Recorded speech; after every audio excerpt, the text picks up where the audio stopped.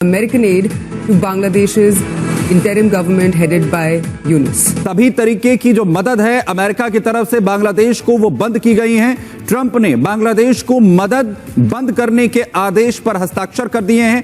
USAID के जरिए बांग्लादेश के फंड पर रोक लगा दी गई है। अमेरिका की ओर से बांग्लादेश को जो अभी तक आर्थिक सहायता दी जा रही थी उसे बंद करने का जो आदेश है वो राष्ट्रपति डोनाल्ड ट्रंप की तरफ से दिया गया। अमेरिका ने बांग्लादेश की एड स्टॉप कर दी है।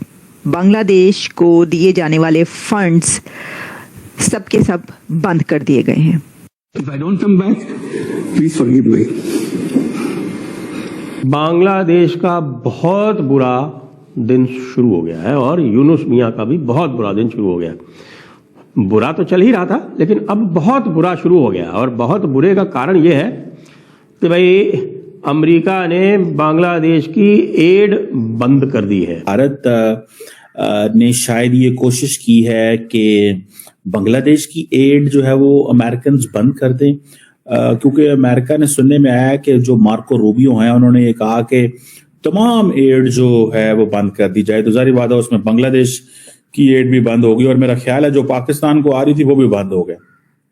पाकिस्तान को कुछ ज्यादा पैसे नहीं आते तो $100 मिलियन के करीब इन्होंने स्टेट डिपार्टमेंट ने रखा हुआ है, तो वही बंद हुई होगी और तो कोई खास नहीं है, क्योंकि पाकिस्तान को जो मिलिट्री एंड जो सिविलियन एड है वो अमेरिकन ने बहुत पहले की बंद कर दी हुई है। सो हमें वो एड नहीं आ रही। बांग्लादेश को खासतौर पे मोहम्मद यूनुस साहब की जो इंटरिम गवर्नमेंट थी उसको कोई आ रही थी, लेकिन सुनने में आया कि जो यूएस एड बांग्लादेश है उसने ये अनाउंस कर दिया है कि it has stop one thing. Second, हम लाते हैं टॉक शोज और अनलिमिटेड एंटरटेनमेंट सिर्फ यूट्यूब पर। अगर आपने अभी तक हमारा चैनल सब्सक्राइब नहीं किया तो अभी सब्सक्राइब करें और बेल आइकॉन को क्लिक करके हमारी लेटेस्ट वीडियोस के बारे में अपडेट जानें।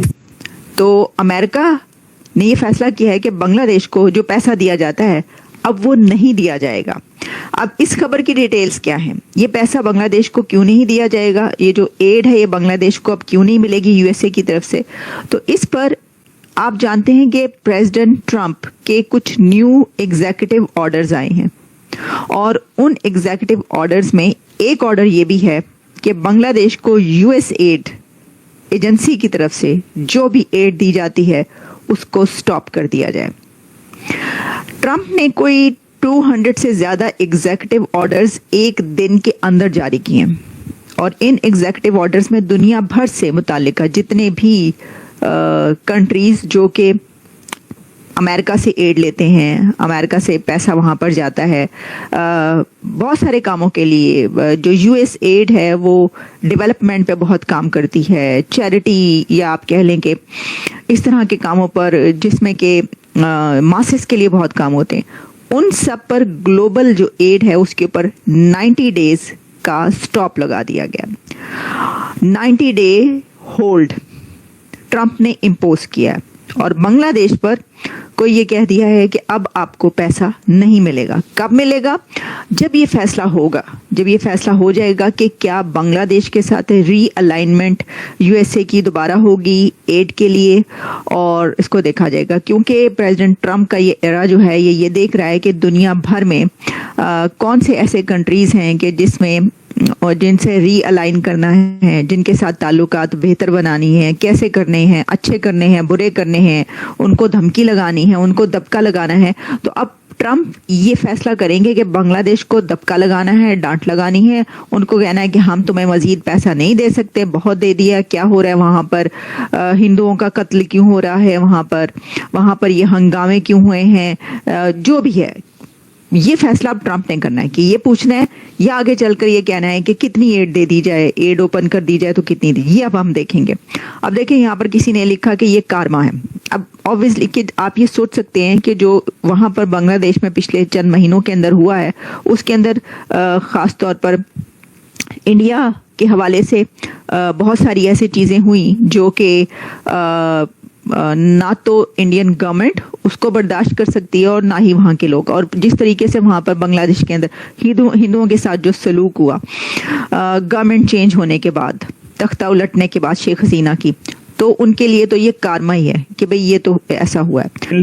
इस पे बात करते हैं कि क्या इसमें डॉक्टर जयशंकर ने कोई जादू चलाया है बांग्लादेश के हवाले से, और दूसरी जो इंपॉर्टेंट चीज है वो ये है कि द इम्पॉर्टेंट चीज जो मैं जिसको देखता हूं और मैं अंडरस्टैंड करता हूं वो जिसमें आता है कि इसमें क्या डॉक्टर जयशंकर में फैक्टर डिस्कस करने लगा था कि मार्को रूबियो से जो मुलाकात हुई तो वो जो डिस्कशन बाहर आई उसमें पता चला कि इंडिया ने कहा जी कि हमने बांग्लादेश फैक्टर डिस्कस किया है। सो बांग्लादेश फैक्टर डिस्कस किया, क्या कहा होगा? मैंने इसके ऊपर थोड़ी पहले बात की थी, यही कहा होगा। देखिए कहना क्या होता है, कहना ये होता है कि जब अगले बंदे से आप बात करें तो उसके इंटरेस्ट की क्या चीज है, अमेरिका के इंटरेस्ट की क्या चीज हो सकती है, डेमोक्रेसी। रिपब्लिकन्स कितना को डेमोक्रेसी की प्रचार करेंगे, it's a question needs to be answered. Media freedom किसी हद तक,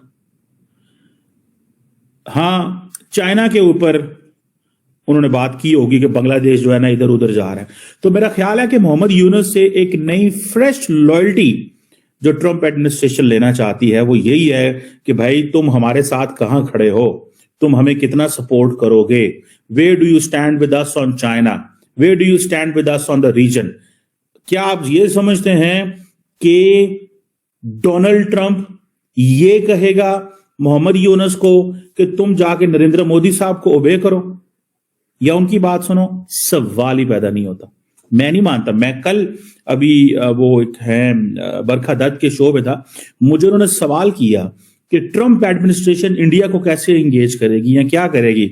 मैंने कहा जी ट्रंप एडमिनिस्ट्रेशन जो है मेरी अपनी जाती राय में वो इंडिया का बहुत बड़ा कद काठ नहीं होने देगी। ये बाइडेन एडमिनिस्ट्रेशन का भी मसला था।